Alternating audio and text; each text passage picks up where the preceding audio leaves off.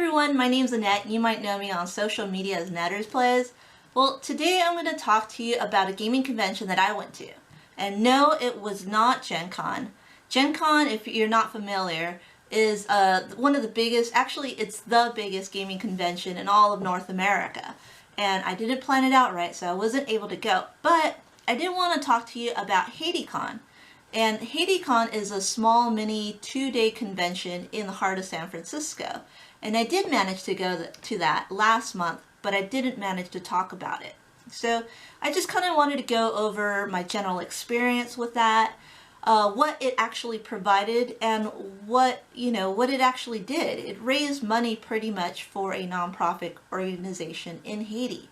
And so I just wanted to cover all of those things and go over how a small community of board gamers managed to come together and unite and play games, but not only that, but also help out the rest of society in a different part of the world. So yeah, let's just go ahead and start talking about that. So the first thing I want to go over is, what is HaitiCon?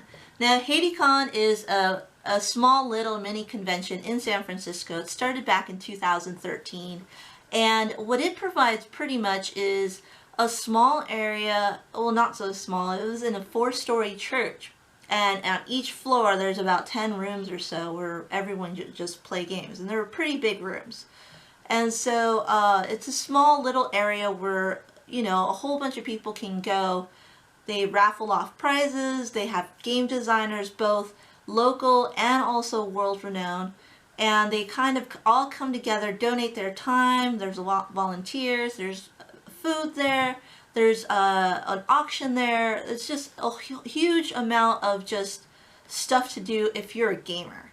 And what happens is all the money that's being raised during that time is donated towards Taike. And Taike in Haitian Creole means little house. So what it is referring to is that tuberculosis and patients with HIV were quarantined and taken into these little houses while they were receiving medication. And so this non-profit organization, Taike, pretty much provides medication, healthcare, and just some place and location where these patients can go to and just receive that kind of need that they have to have in order to live. So it's a really good charitable event where gamers can all go, unite, play games, do all these things that they all love to do, and just raise money for a good cause.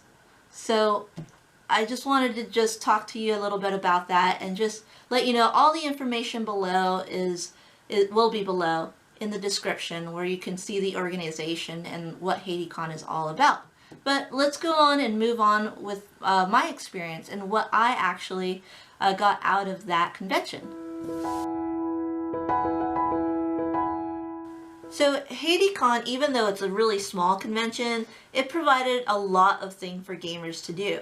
It had a raffle going on with different raffle prizes of games. It also had auctions of games. It also has special guest designers that are world-renowned and also local designers too. It also had a game library. It had a lot of open space for playing. There's 4 stories worth of just a whole bunch of rooms. You could definitely find space there to play games. It also just provided a lot of food, a lot of drinks, and it was just a really great area to just meet new people, play with your friends, and just have a good time.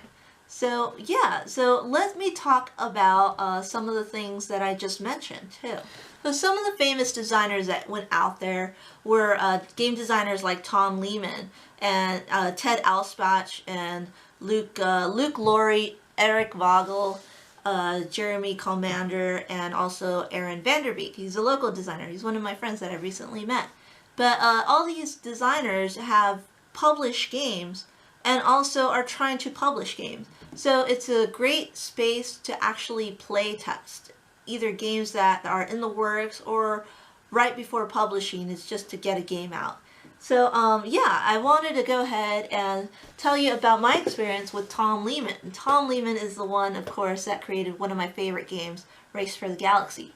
I finally got to meet him, and he was one of the nicest guys that I've met. in the industry. And so he actually had a game there that he needed some playtesters. It was in the works. It's not out yet. He said it should be out in about a year or so, but it's a game in the same world as Race and Roll for the Galaxy. So of course I was definitely looking forward to that. And he first asked if I knew how to play Race and Roll for the Galaxy. And he said, if you're aware of that, then you're really going to like what we're going to play. And so that was a great, like, precursor to the game itself. And actually, I did really like it. It was a really fun game, and we were both, like, laughing and, you know, having a good time with it. So I really liked that game that he had us playtest, which I'm unsure about talking about it because it's in the works. So I don't want to say... I don't want to spoil too much because it's still in the a work in progress.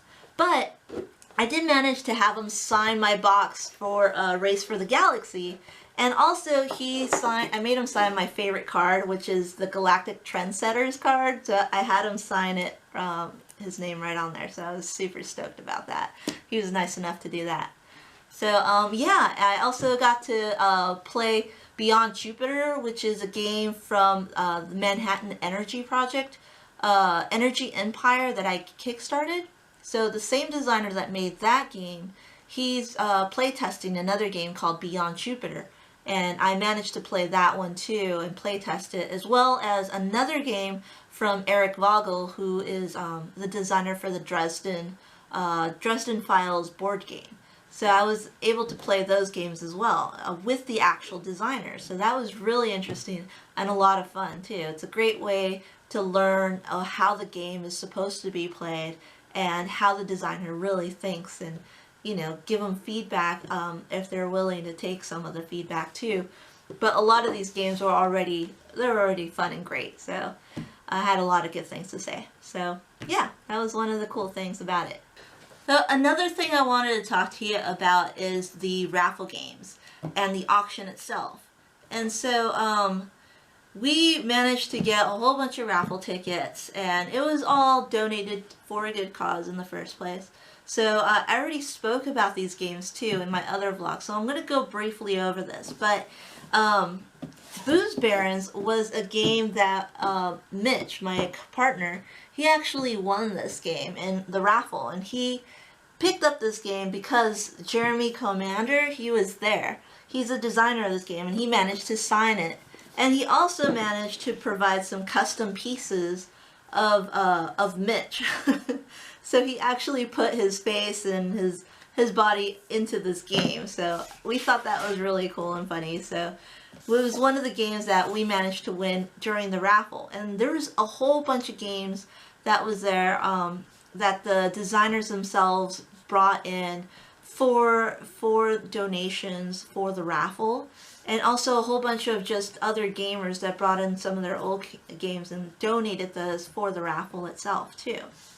Another thing that was really cool too, that they kind of huddled everyone into this huge room and made sure everyone came in and participated in this auction.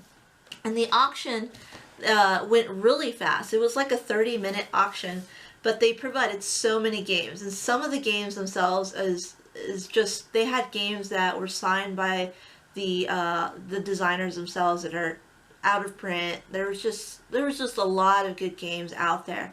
One of the games that I managed to auction for was Runebound, the 2nd edition game, and I already talked a little bit about this in one of my other videos. But Runebound 2nd edition is a fantasy adventure board game that I got, and I won in the auction. And what it has is all the expansions for it, and I wanted to participate and kind of be a part of the auction itself and kind of help, you know, donate a little bit more money for the group itself. So yeah, I wanted to be a part of that, and so the auction and the raffle are just two great ways to just, you know, get new games and also have them signed by the designers, and also just donate money for a great cause. So that's a really small way to just help just a good cause itself, TAIK, the nonprofit organization, and of course all the patients that it's providing care for. Well, in the end, HaitiCon managed to have about 200 attendees, so it's very compact and very small and intimate. So it's a great way to actually meet people that live in your area that are into the same type of things that you are.